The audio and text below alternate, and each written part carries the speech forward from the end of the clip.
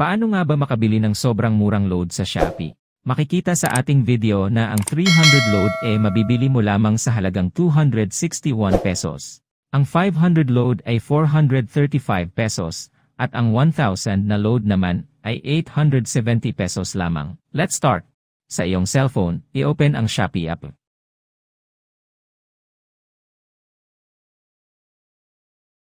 Sunod, i-click ang Load, Bills and Travel.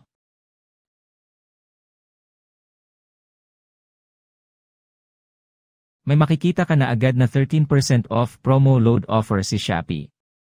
Madalas ding mag-flash sale ng load si Shopee simula 12 ng hating gabi. O kaya naman kapag kinsenas at kapag 9/9, 10/10, 11/11, 12/12, and so on. Next, i-click ang Buy Load para magpatuloy. Sa Select Telco, piliin ang iyong SIM card network. Subukan muna natin ang Smart. Makikita sa flash deals na ang 100 load ay 98 pesos. Ang 75 load ay 74 pesos. Ang 20 load ay 18 pesos. Malaki ang discount sa 300 load na only 261 pesos lamang ang price.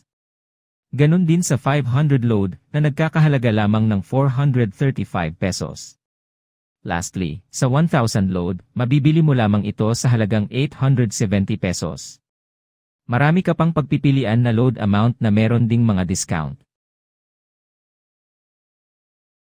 Next, i-check naman natin ang Globe. Sa Globe, hindi masyadong malaki ang load discounts pero okay na rin ito kaysa wala. Next, sa TNT. Same lang siya ng Smart Load Deals. Sunod, kay dito naman tayo. Di rin kalakihan ang load discounts kay dito. Next, sa TM. Same din lang ng load discounts ni Globe.